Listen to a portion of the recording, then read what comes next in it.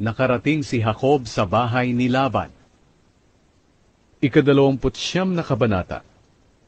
Nagpatuloy si Jacob sa paglalakbay niya hanggang sa nakarating siya sa lupain ng mga taga-silangan. May nakita siya roon na isang balon, at sa tabi nito ay may 3 pulutong ng tupa na nagpapahinga, dahil doon kumukuha ang mga tao ng tubig na ipinapainom sa mga tupa. Ang balon na ito ay tinatakpan ng malaking bato. Iniipon muna ng mga pastol ang lahat ng tupa bago nila pagulungin ang batong nakatakip sa balon. Pagkatapos nilang painumin ang mga tupa, muli nilang tinatakpan ang balon. Ngayon nagtanong si Jacob sa mga pastol ng tupa, "Mga kaibigan, taga saan kayo?" Sumagot sila, "Taga Haran." Muling nagtanong si Jacob, "Kilala ba ninyo si Laban na apo ni Nahor?" Sumagot sila, "Oo, kilala namin." Nagpatuloy sa pagtatanong si Jacob, "Kumusta na ba siya?" Sumagot sila, "Mabuti naman. Tingnan mo, paparating ang anak niyang si Raquel dito, kasama ang kanilang mga tupa." Sinabi ni Jacob sa kanila, "Napakaaga pa at hindi pa oras para ipunin ang mga tupa. Mabuti sigurong painumin ninyo sila at muling ipastol." Sumagot sila, "Hindi namin iyan magagawa kung hindi muna maiipon ang lahat ng tupa. Kung nandito na ang lahat, doon pa lamang namin pagugulungin ang takip na bato para sila'y painumin."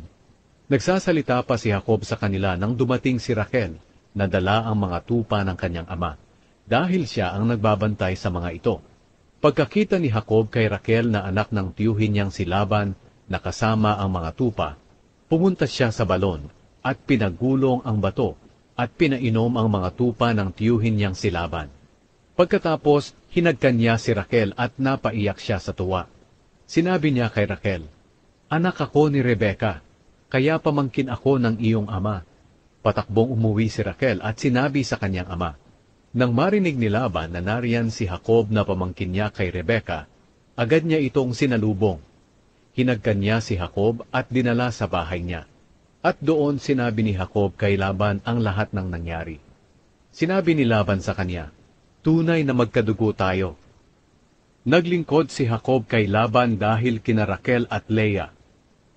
Pagkalipas ng 1 buwan na pananatili ni Jacob kina Laban, sinabi ni Laban sa kanya, "Hindi mabuti na magtrabaho ka para sa akin na walang bayad, dahil pamangkin kita. Sabihin mo sa akin kung ano ang gusto mong ibayad ko sa iyo." May 2 anak na dalaga si Laban. Si Leah ang panganay at si Raquel ang nakababatang kapatid. Mapupungay ang mata ni Leah, pero mas maganda ang hubog ng katawan ni Raquel. Dahil may gusto si Jacob kay Raquel, sinabi niya kay Laban, "Maglilingkod po ako sa inyo ng 7 taon, kung ibibigay niyo sa akin ang kamay ni Raquel." Sumagot si Laban, "Mas mabuti pang ikaw ang mapangasawa niya, kaysa sa ibang lalaki. Manatili ka na lang dito." Kaya naglingkod si Jacob kay Laban ng 7 taon para mapangasawa niya si Raquel. Dahil sa pagmamahal niya kay Raquel, parang ilang araw lang sa kanya ang 7 taon.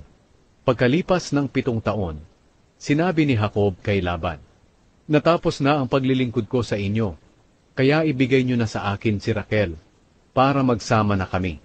Pumayag si Laban.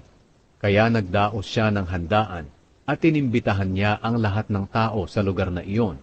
Pero kinagabihan, sa halip na si Raquel ang dalhin ni Laban kay Jacob, si Leah ang dinala niya. At sumiping si Jacob kay Leah.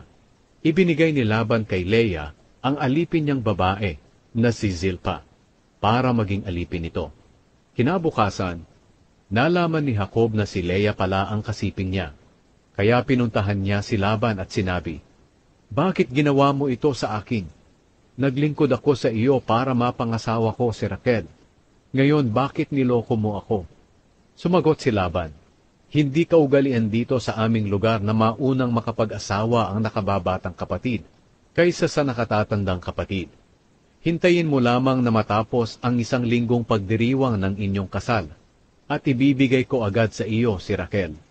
Iyan ay kung muli kang maglilingkod ng 7 taon pa."